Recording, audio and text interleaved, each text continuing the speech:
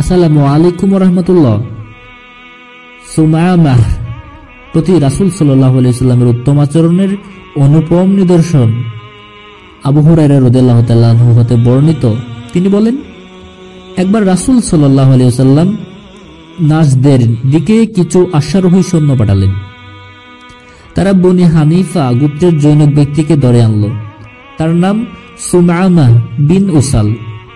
সে ইয়ামামাবাসীদের সর্দার। তারা তাকে মসজিদে নববীর একটি কুটির সাথে বেঁধে রাখল।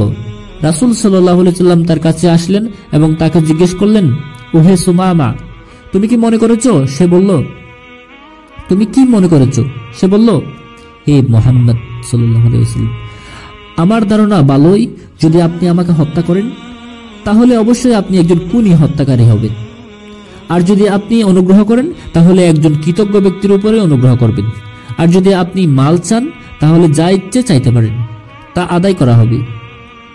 তার কথা শুনে রাসূল সাল্লাল্লাহু আলাইহি সাল্লাম তাকে সেদিনের মতো তার নিজের অবস্থার উপর ছেড়ে দিলেন। অতঃপর পরের দিন নবী করিম সাল্লাল্লাহু আলাইহি সাল্লাম তাকে পুনরায় জিজ্ঞেস করলেন, ওহে সুমামা, তোমার কি মনে হচ্ছে? সে জবাবে বলল, তাই মনে হচ্ছে যা আমি আপনাকে পূর্বেই বলেছি। যদি আপনি আমার প্রতি মেহরবানি করেন তাহলে একজন কৃতজ্ঞ ব্যক্তির উপর মেহরবানি করবেন, আর যদি আপনি হত্যা করেন তাহলে একজন খুনি লোককে হত্যা করবেন, আর যদি মাল সম্পদ চান তাহলে যা ইচ্ছে চাইতে পারেন, তা দেওয়া হবে। রাসূল সাল্লাল্লাহু আলাইহি সাল্লাম আজও তাকে নিজের অবস্থার উপর ছেড়ে দিলেন। এভাবে রাসূল সাল্লাল্লাহু আলাইহি সাল্লাম তৃতীয় দিনে তাকে জিজ্ঞেস করলেন, ওহে সুমামা, তোমার কি মনে হচ্ছে? জবাবে সে বলল, আমার তাই মনে হচ্ছে যা আমি পূর্বে আপনাকে বলেছি। যদি আপনি আমার প্রতি অনুকম্পা প্রদর্শন করেন তাহলে একজন কৃতজ্ঞ ব্যক্তির উপরে অনুকম্পা করবেন, আর যদি আপনি আমাকে হত্যা করেন তাহলে একজন খুনিকে হত্যা করবেন, আর যদি আপনি মাল সম্পদ চান তাহলে যতটা ইচ্ছা চাইতে পারেন, তা দেওয়া হবে। অতঃপর রাসূল সাল্লাল্লাহু আলাইহি ওয়াসাল্লাম, তোমরা সুমামাকে ছেড়ে দাও। তাকে ছেড়ে দেওয়া হলো। অতঃপর সে মসজিদের নিকটবর্তী একটি খেজুর বাগানে গিয়ে গোসল করলো। অতঃপর মসজিদে প্রবেশ করে বলে উঠল, আশহাদু আল্লা ইলাহা ইল্লাল্লাহু ওয়া আশহাদু আন্না মুহাম্মাদান আবদুহু ওয়া রাসূলুহু। হে মুহাম্মদ, আল্লাহর কসম, পৃথিবীর বুকে আপনার চেহারা অপেক্ষা আর কারো চেহারা আমার নিকট অধিক ঘৃণ্য ছিল না, কিন্তু এখন আপনার চেহারা আমার কাছে সবচেয়ে বেশি প্রিয় হয়ে গেছে।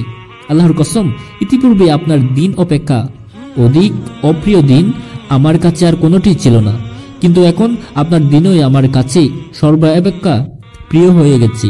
আল্লাহর কসম, এর আগে আপনার শহরের চেয়ে অধিক ঘৃণ্য শহর আর কোনোটি আমার কাছে ছিল না, কিন্তু এখন আপনার শহরটি আমার কাছে সবচেয়ে প্রিয় হয়ে গেছে। আপনার অশ্বারোহী এরা আমাকে এমন অবস্থায় ধরে এনেছে যখন আমি উমরা করার উদ্দেশ্যে রওনা হয়েছিলাম। এখন আপনি আমাকে কি করতে হুকুম দিচ্ছেন? রাসূল সাল্লাল্লাহু আলাইহি সাল্লাম তাকে সুসংবাদ শোনালেন এবং উমরা পালনের আদেশ করলেন। এরপর যখন তিনি মক্কায় পৌঁছালেন তখন জনৈক ব্যক্তি তাকে বলল, তুমি নাকি বেদিন হয়ে গেছো? তিনি জবাবে বললেন, তা হবে কেন, বরং আমি রাসূল সাল্লাল্লাহু আলাইহি সাল্লামের হাতে ইসলাম গ্রহণ করেছি, আর আল্লাহর কসম, রাসূল সাল্লাল্লাহু আলাইহি সাল্লামের অনুমতি ছাড়া তোমাদের কাছে ইয়ামামা হতে আর একটি গমের দানাও আসবে না। প্রিয় শ্রোতা মণ্ডলী, এই ঘটনা থেকে আমাদের শিক্ষা হলো, উত্তম আচরণ ও ক্ষমার মাধ্যমে মানুষের হৃদয় জয় করা যায়। এজন্য বলা হয়, ক্ষমায় উত্তম প্রতিশোধ। মহান আল্লাহ তাআলা বলেন, মন্দকে ভালো দ্বারা মোকাবেলা করো, ফলে তোমার সাথে যার শত্রুতা আছে সে অন্তরঙ্গ বন্ধুতে পরিণত হবে। সূরা হামিম সাজদা 34 নম্বর আয়াত। প্রিয় দর্শক, আপনারা যারা আমাদের চ্যানেলটি সাবস্ক্রাইব করেন নাই, আমাদের চ্যানেলটি সাবস্ক্রাইব করবেন ইসলামিক ভিডিও পাওয়ার জন্য। আসসালামু আলাইকুম ওয়া রাহমাতুল্লাহ।